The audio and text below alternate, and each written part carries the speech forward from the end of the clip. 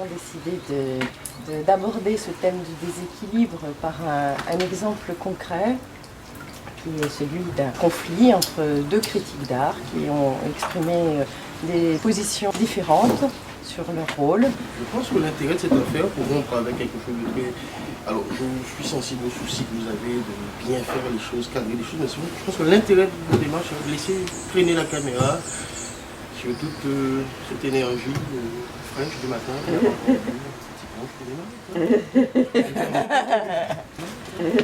Ne perdons pas de vue que nous sommes là pour un travail laborieux. Nous sommes en pleine mine, ça se voit. La souffrance est sur tous les visages. La quête également. Voilà, nous sommes là et nous discutons. Nous mettons en commun l'intelligence, cherche alors un coup. Qu'est-ce qui fait qu'un artiste arrive à un moment donné à participer à une exposition avec une thématique autour du déséquilibre et propose un travail qui aille dans ce sens-là? Nous sommes tous réunis autour des mêmes thèmes, le déséquilibre.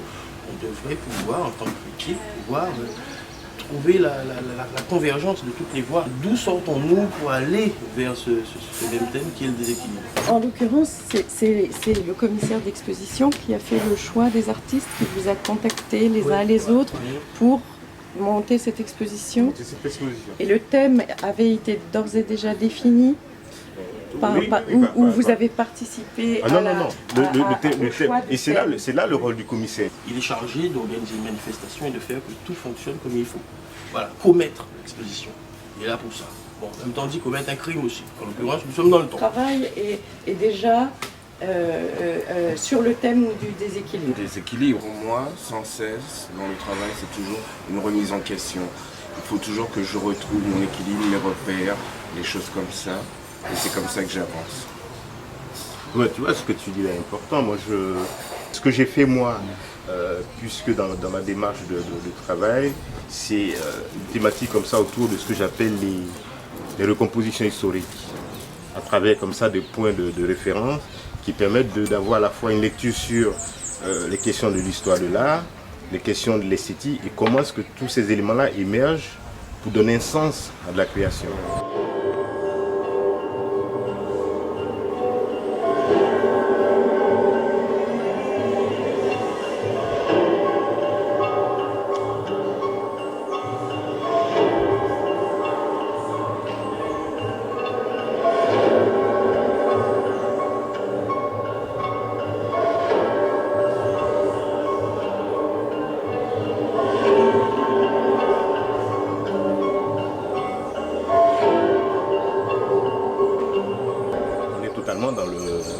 À la fois dans la décomposition et dans le déséquilibre total, puisque quoi qu'on dise, toutes les sociétés humaines aujourd'hui sont comme ça dans une recherche de recomposer des morceaux d'histoire. Des morceaux d'histoire qui sont faits avec à la fois une trame historique qu'on possède et puis une trame d'éléments qui viennent se greffer là-dessus. Et l'œuvre que tu as présentée, là en l'occurrence, c'est une œuvre que tu as préparée pour cette exposition ou qui était déjà, qui existait déjà? Non, cette œuvre que je présente là, elle est un cheminement d'un travail que j'ai commencé, dont la réflexion a commencé depuis pratiquement les années 2006. Donc c'est une installation qui, pour moi, j'estime en évolution, qui vit. Dans ma démarche comme ça de création, j'ai pris pour objet d'être dans les frontières esthétiques. Qu'est-ce que ça veut dire alors que ton œuvre elle est dans un déséquilibre permanent? Elle est dans un déséquilibre à l'égard de la société, à l'égard même de comment la société fonctionne. On nous a juste lâché le mot déséquilibre avec toute la vastitude que cela suppose. Et moi, je me suis senti chez moi. Puisque moi, si je dois trouver un mot qui devrait présider au passage à l'acte en tant que peintre, c'est ça.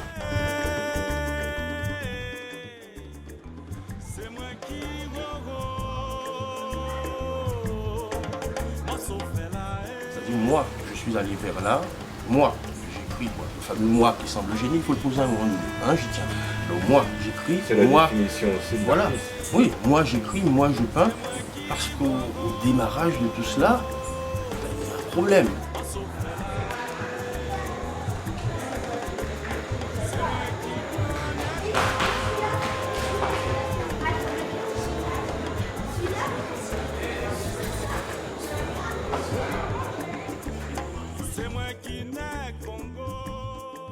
Et pour toi, Raymond? Qu'est-ce que le thème des équilibres évoque pour toi dans ton travail? Il a toujours été là, en fait, c'est à la base. Hein. C'est mon thème, hein, puisqu'en fait, c'est le déséquilibre. Bon, là, les peintures que j'ai faites, c'est compter les genres journalistiques, en consultant une pile de journaux que j'ai. Puis je fais un parallèle avec ce qui se passait avant, dans les manchettes de journaux, et ce qui se passe maintenant. Et je me suis rendu compte que c'était toujours la même histoire, sous des formes différentes, des photos plus en couleur peut-être maintenant, mais avant c'était exactement le même thème. Et finalement aussi, il y a une série sur laquelle je travaille, c'est sur le déplacement de fluides énergétiques. Donc c'est un intérêt pour la science, et je me suis rendu compte que pour que la table, pour que le sol reste fixe, il faut que les atomes tournent à toute vitesse. Donc pour avoir de l'immobilisme, il faut que tout ça tourne très vite. Ça, c'est un peu le paradoxe. Matériel, il faut que les choses soient fixées. Fixé, il faut que ça tourne. Pour que la table reste là, il faut que les atomes tournent à toute vitesse, pour qu'on ne passe pas à travers le plancher, pour qu'on ne passe pas à travers la table. Donc c'est ça qui m'a interpellé, c'est le paradoxe. Une extrême vitesse pour un immobilisme. Donc le thème du déséquilibre, de toute façon l'artiste il est dedans. Si on avait des certitudes, on n'arriverait pas à peindre. C'est le fait qu'on se pose des interrogations. Le fait qu'on passe d'une série à une autre, c'est des expériences en fait. On peint, on fait une installation, et quand c'est fini, on essaye de coller à une image, mais c'est jamais l'image qu'on avait dans la tête qui se présente. Mais c'est ton interrogation que tu commences à cibler, ou alors c'est un début de question qui commence à se présenter? Une série de peintures ramène à d'autres questions. C'est toujours quelque chose qui ramène à autre chose. On part sur quelque chose et on se rend compte des fois qu'on travaille sur quelque chose, mais en fait on poursuit peut-être en arrière-plan un autre but, mais je ne vais pas dire qu'on se lave ou pas, mais on ne sait pas. Moi j'ai l'impression que des fois je ne sais pas trop où je vais. Il y a quelque chose que je voudrais dire là, qui pour moi semble important. Et je crois que rien, bon après c'est un regard, mais rien n'est totalement l'effet du hasard. Je dis ça pour une raison précise. Je viens là par surprise. Quand je suis dans cette expo-là, je viens bien surprise en parenthèse parce que, de façon bizarrement, je connaissais les travaux de Jimmy, de Médélis, de Juliette, pour ce que ça suscitait à l'égard de mon propre travail. C'est ça qui est intéressant, c'est-à-dire qu'au final, on revient à cette histoire du commissariat. Est-ce qu'il n'y a pas eu comme ça un choix d'aller vers à la fois des artistes et des thématiques qui sont développées dans le travail de ces artistes-là, qui posent la question du rôle de l'artiste, dans ce qu'il propose, qui définissent comme ça un regard sur la société à une période donnée, à une époque donnée. Et c'est de là peut-être que les critiques d'art doivent pouvoir porter leur regard sur ce qui se fait, mais pas venir avec un discours, avec un contenu de regard très spécifique sur ce que c'est l'histoire de l'art, ce que c'est la création, et vouloir amener les artistes à rentrer dans ce dispositif. Bien qu'on est comme ça dans une période, dans une époque où finalement les artistes eux-mêmes sont en train de définir les contours de ce que c'est la création. Ils définissent des singularités, ils posent même les problèmes de fond que critiques d'art et commissaires d'exposition, la plupart du temps, refusent de prendre en compte parce que on a eu le champ de réflexion sur ce que c'est l'histoire de l'art, les orientations à donner sur le mouvement esthétique.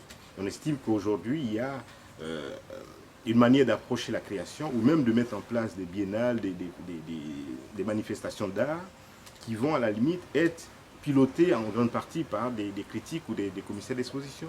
Et ensuite, on amènera des artistes à travailler dans une forme de thématique qui colle à la réflexion qui aurait été menée jusqu'à à l'idée même, à l'idée du commissaire. Mais Jean-Marc, la différence avec Jean-Marc, c'est que lui, il est artiste. Donc il a deux visions en même temps, un peu de critique d'art et en même temps d'artiste. Donc je crois qu'il a plus senti les choses qu'il ne les a intellectualisées. Voilà. Je crois qu'il a vu les gens, il a parlé, et puis il a senti que ça allait dans ce sens-là. Il n'a pas cherché à imposer une direction. Le critique d'art, lui, c'est un business en fait. Nous, notre business, c'est de faire les œuvres. Mais le critique d'art, c'est d'instrumentaliser des artistes pour vivre avec. parce qu'il vit en fait de nous. Nous, à la rigueur, Il n'y a nous, pas on de n'a pas souci besoin. si nous aussi on vit de lui. Mais Si nous- une symbiose nous, on peut se s'installe, passer c'est de tout à lui. fait normal. Nous, on peut se passer de lui. Mais lui, si il ne peut pas se passer de effectivement, nous. Voilà. si nous sommes vassalisés, Voilà, c'est ça, voilà. infantilisés, et qu'on est là pour meubler ou pour servir de prétexte, effectivement, ça pose un petit problème. Mais ça a été mon problème dans ce fameux débat. J'ai l'impression qu'on était de nouveau à l'école, qu'on était une bande de chèvres, et qu'il fallait recevoir l'intelligence, voilà. Et puis voilà, on aurait dit voilà, que des types qui voudraient peindre et ils viennent chercher des conseils sur comment faire. Oui, voilà. Moi, ça a Parce posé que, ce problème. parce que la critique d'art aurait les recettes et que l'artiste serait dans l'obligation de s'impliquer ou de s'adapter à ces recettes-là. Moi, C'est lui, c'est eux qui doivent venir vers Oui, mais nous, c'est pas le eux contraire. qui veulent. C'est eux qui doivent venir dans tous les cas de figure, nous, jusqu'à on est présent, obligés, dans l'histoire de l'art, ou même au regard de ce que c'est la création. Il y a eu d'abord de la création avant qu'il y ait de la critique. Il y a d'abord création. il y a Oui, ensuite la mais critique. peut-être que les temps ont changé et que maintenant, ce qui insuffle à l'art l'énergie, c'est les critiques d'art. Ça va bien? C'est peut-être que maintenant le temps est venu que ce soit les critiques d'art qui font les artistes. Oui, mais là, je crois que ça reste une erreur fondamentale. Moi, quand je vois le travail de Julien, j'attends pas qu'il me donne tous les codes pour comprendre. J'en ai une lecture de par la singularité qui se dégage de mon travail et des thématiques que je traite.